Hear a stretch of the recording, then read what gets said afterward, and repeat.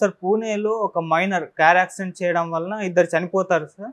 అయితే ఆ మైనర్ పట్ల కోర్టు తీసుకున్న నిర్ణయం అనేది ఇప్పుడు దేశవ్యాప్తంగా విమర్శలకు దారితీస్తుంది. ఈవెన్ రాహుల్ గాంధీ గారు కూడా ఈ కోర్టు తీర్పు పైన స్పందించడం జరిగింది. అసలు ఏం జరిగింది ఇష్యూలో? కోర్టు ఎటువంటి నిర్ణయం తీసుకుంది సార్? మేలో జరిగింది ఇది. మొన్న సండే యాక్సిడెంటు. అదేంటంటే అర్ధరాత్రి దాటిన తర్వాత ఒక 200 కిలోమీటర్ల వేగంతో కారు నడిపాడు ఒక టీనేజర్ అబ్బాయి. అబ్బాయికి 17 ఏళ్ళు అని చెప్తున్నారు.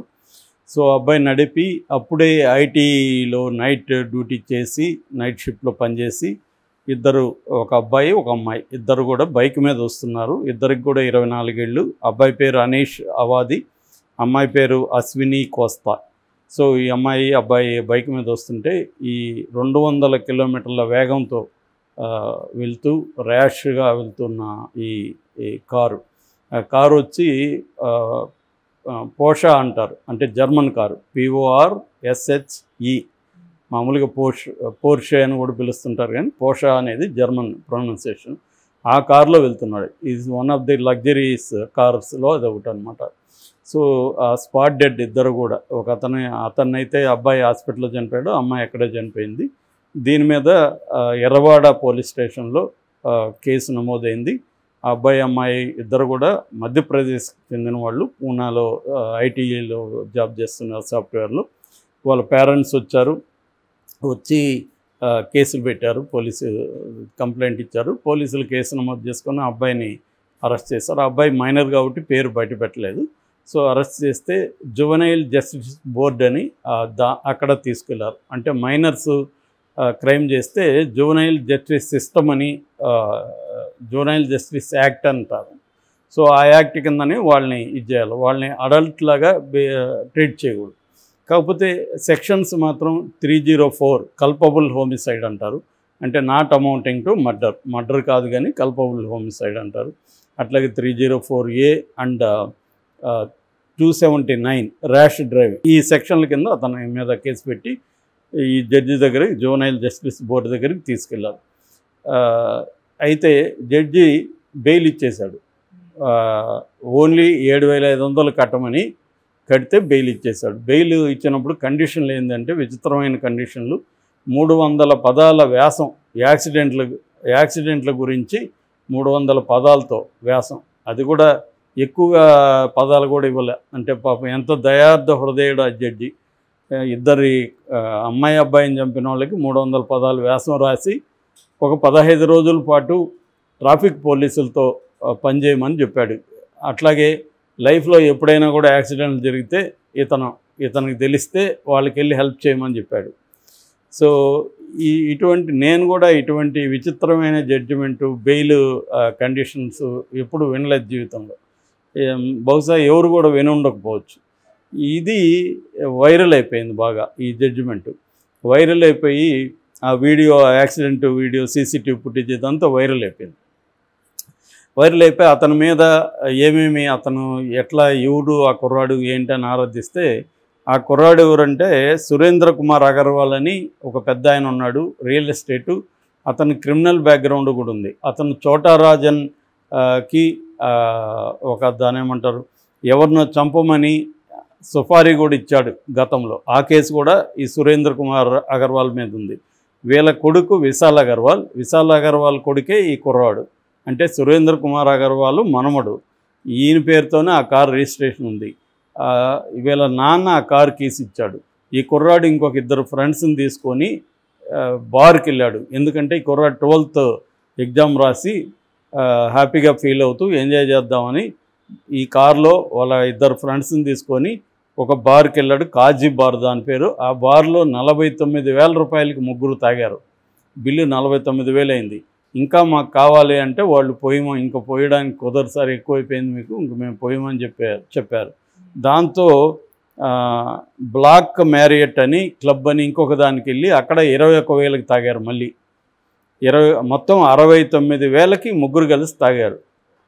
ముగ్గురు కలిసి తాగి ఈ కారులో బయలుదేరారు.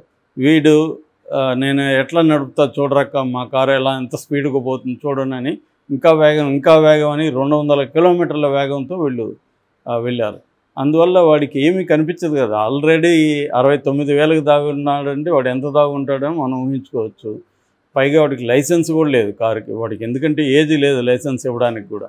సో ఆ 200 కిలోమీటర్ల వేగంలో ఆ కార్ని కొడితే బైక్ ఎక్కడో ఎగిరి పడింది. వాళ్ళిద్దరూ ఎగిరి పడ్డారు, అబ్బాయి అమ్మాయి. సో ఇది జరిగిందనమాట. సో దీని మీద విపరీతంగా నెటిజన్స్ అందరూ కూడా ఈ జడ్జి మీద విపరీతంగా ఇచ్చేశారు. పోలీసులు కూడా ఎర్రవాడ పోలీసు స్టేషన్లో ఈ అబ్బాయికి ఆ 15 గంటలు ఎంతో పెట్టుకున్నారు కదా, అప్పుడు కూడా పిజ్జా బర్గర్లు తినిపించారని దాని మీద కూడా ఇప్పుడు వైరల్ అవుతుంది. ఆయన కమిషనర్ కూడా అమితేష్ కుమార్, పూణే కమిషనర్, ఆయన ఈరోజు స్టేట్మెంట్ ఇచ్చారు.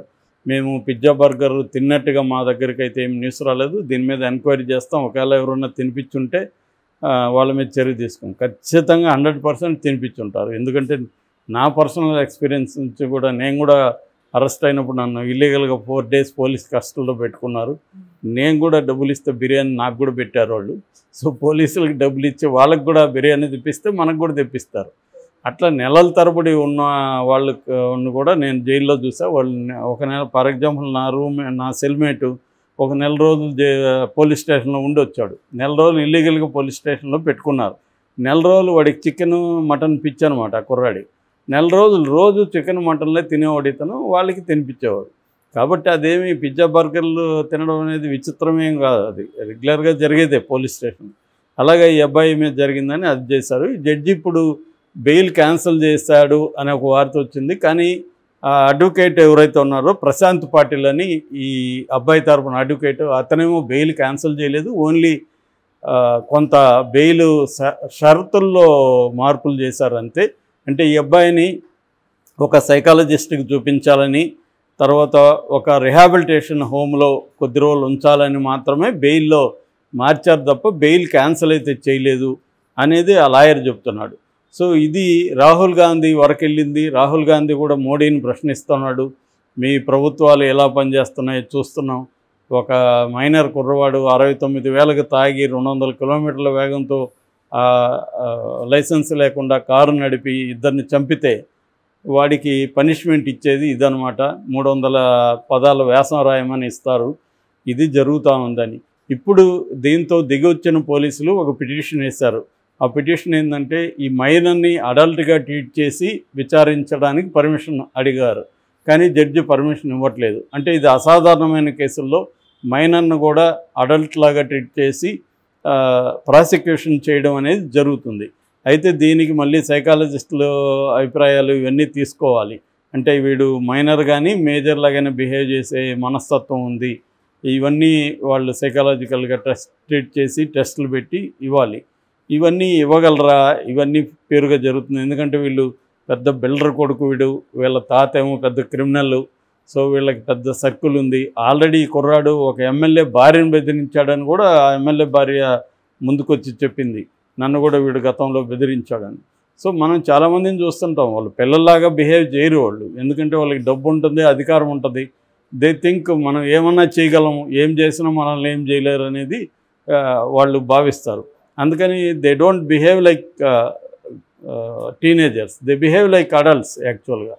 ఆ మధ్య కూడా ఇక్కడ కూడా హైదరాబాద్లో వాకింగ్ చేస్తున్న ముగ్గురిని ఒక కుర్రాడు ఇలాగే రాత్రంతా తాగి బర్త్డే పార్టీ జరుపుకొని రాత్రంతా తాగి తెల్లారితో అతివేగంగా వచ్చి ముగ్గురిని చంపేశాడు. ముగ్గురిని ఇట్లా తీసుకెళ్ళింది, అది కూడా వైరల్ అయింది ఆ వీడియో కూడా. అందులో తల్లి కూతుర్లు కూడా ఉన్నారు అర్లీ మార్నింగ్ వాకింగ్ చేస్తుంటే.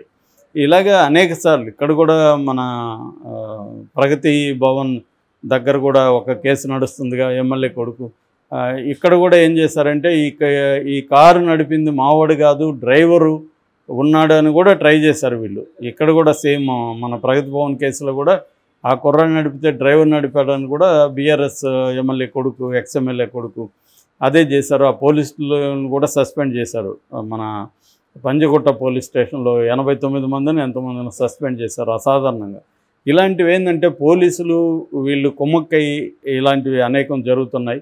ఈ టీనేజర్ల ఇష్యూ మాత్రం చాలా పెద్దది. ఎందుకంటే బైకర్స్ కానీ ఇలా కార్లలో కానీ వాళ్ళని విచ్చలవిడిగా వదిలేయడం అనేది రాంగ్. వాళ్ళకి ఏంటంటే వాళ్ళకి బ్రెయిన్లో లాజికల్ బ్రెయిన్ అనేది ఇంకా ఎవాల్వ్ కాదని చెప్తారు న్యూరో సైంటిస్టులు.